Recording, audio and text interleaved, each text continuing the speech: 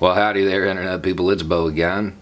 So tonight we're going to talk about John Bolton, the book, the contradiction that is John Bolton in a lot of people's minds right now because they just don't understand, and how he may have rendered the impeachment irrelevant in a lot of ways. A lot of people right now are confused by John Bolton. Because if you don't believe the same things that he does, his actions don't make any sense. John Bolton, to a lot of people, is a very bad actor. He's somebody who's done a lot of harm over the years. See, John Bolton is a true believer.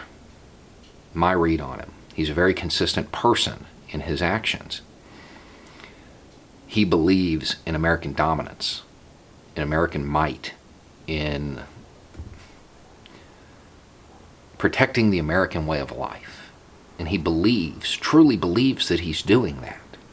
He's a true believer, and as we've talked about in other videos, true believers are the most dangerous people on the planet because they can rationalize anything. A lot of people are confused by his resume, which is colorful, to say the least. Some of the things he's accused of pale in comparison to some minor unethical stuff in Ukraine. I mean, when you compare the two, you're like, why would he not want to be involved in that? It's because, by my read, he doesn't care about the fact that it was unethical. He cares about the fact that it undermined U.S. national security. And this is the part of the impeachment that I don't think is getting enough attention.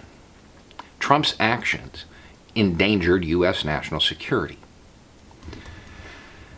When the Soviet Union started looking shaky, plans were drawn up. Now, this is in the 80s. There were a lot of people who sat in on these meetings. One of them would be John Bolton. The idea was that when Warsaw Pact dissolved, that's their version of NATO, when the Soviet alliance fell,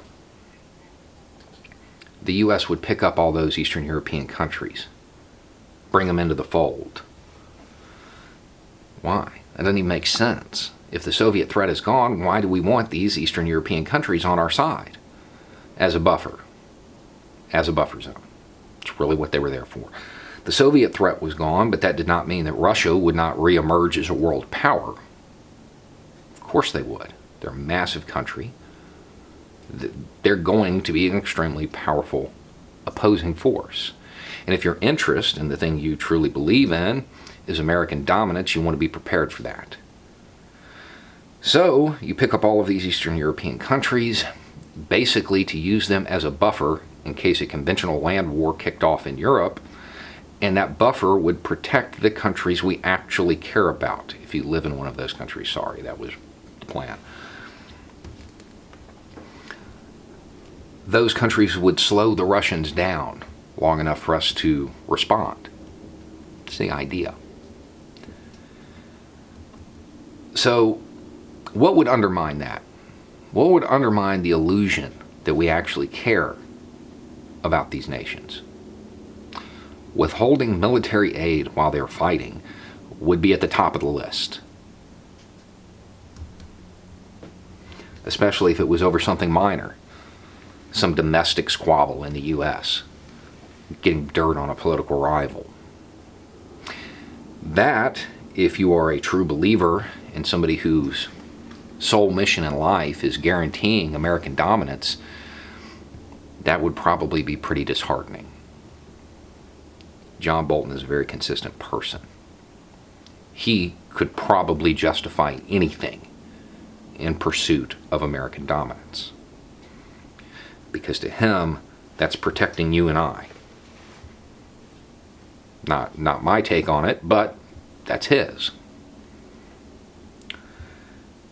So, it should come as no surprise that he was willing to disclose this, and will continue disclosing this over and over again.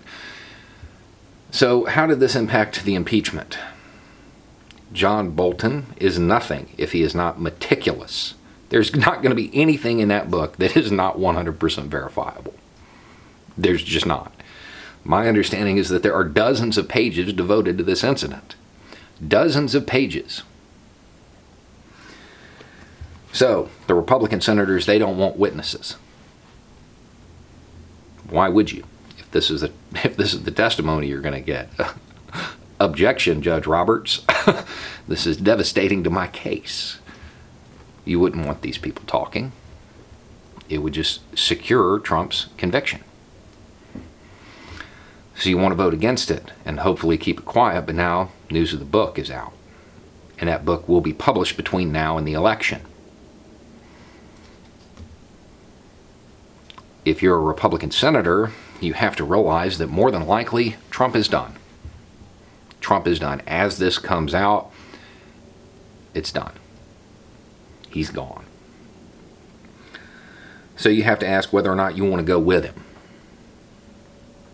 Vote against the witnesses, and your Democratic opponent in the next election will get to point out that you either are an idiot or you sold out your country and put party over principle. Put party over your country. Puts them in a hard spot.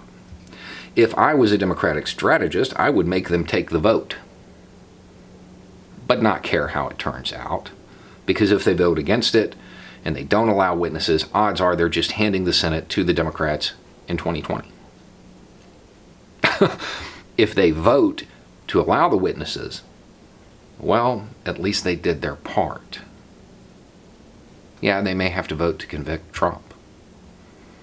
But is Trump the Republican Party? You've put your party over principles, it appears. Is one person worth destroying the entire party? That's the question they have to ask. This book will come out between now and the election, and it will be talked about constantly. And those Republicans who went to the wall, went to the mat, did everything they could to fight for Trump, are going to look horrible. This confirms everything, doesn't it? It was all political. He withheld military aid from an ally to get dirt on a domestic political rival, undermined U.S. national security, destroyed a decades-long strategy because he was afraid he couldn't beat Biden. That doesn't inspire a lot of confidence in and of itself. So you don't have to think John Bolton is a good guy. I know right now there's a lot of people just really confused by that. He's not. I mean, by the standards that most people have who are watching this channel, no, he's not. But he's internally consistent. Outside looking in, he's been consistent since the 80s. This really shouldn't have been a surprise. But anyway, it's just a thought. Y'all have a good night. I hope some of y'all caught the skeleton back there, because I spent way too long looking for that to give y'all a 5-second laugh. Anyway, y'all have a good night.